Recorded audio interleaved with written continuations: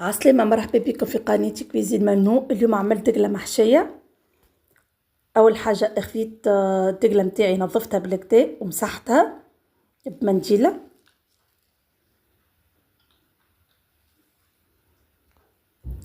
ملول عملتها بمنديلة مبلولة شوية، ومن بعديك كملت مسحتها بمنديلة شايحة. وخذيت الدقلة متاعي نظفتها بالكدا، من بعد خذيت كل كعبة نحيت لها النوايا متاعها.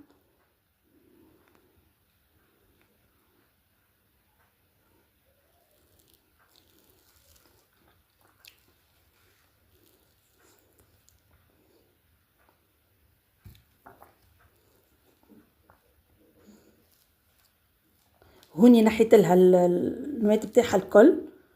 من بعد تعديت بديت نخدم في البات اللوز متاعي. خذيت 200 غرام لوز مرحي، وعملت معها 100 غرام سكر محور،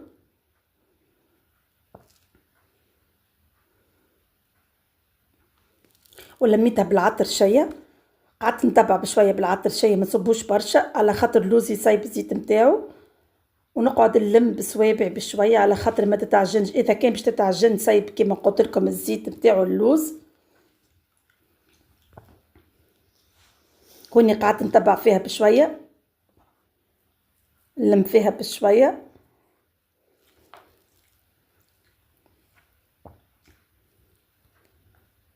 هنا كملت لميتها بالكدا العجينه، وبديت نخدم. عملتهم شكلتهم كعابر.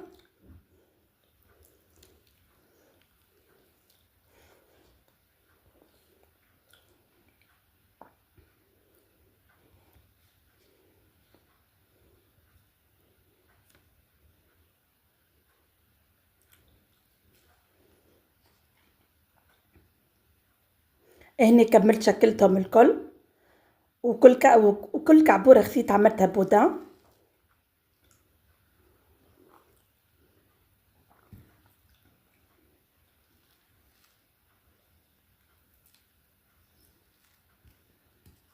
كملت كلهم شكلتهم بودان، ومن بعد بديت كل الكعبة دقلة نحشي فيها بودان متاع البات اللوز.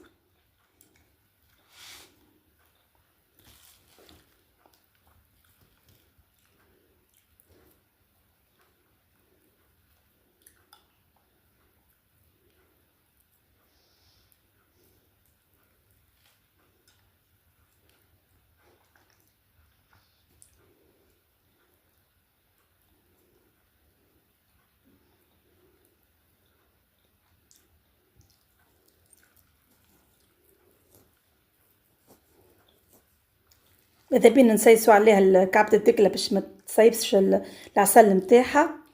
هوني كملتهم الكل، وبديت لهنا نزين فيها بالفاكهة.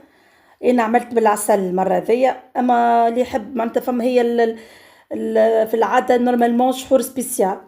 اما انا ما عنديش باش نعمل شحور سبيسيال، ما عنديش جلوكوز واحد، جلوكوز سامحوني، عندي عسل عملت بالعسل على خاطر كونتيتي شويه، هي معناتها باش تتاكل في السهريه انا انا والعائله يعني.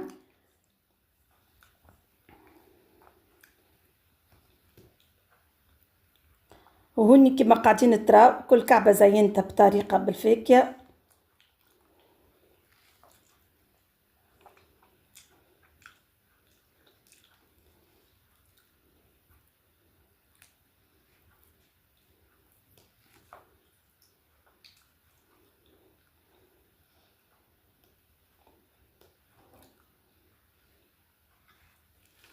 هوني كملتهم الكل، وجدت بنا بالحق بنين مش نورمال ما شاء الله. هوني بديت نرص فيه في الطبق التقديم.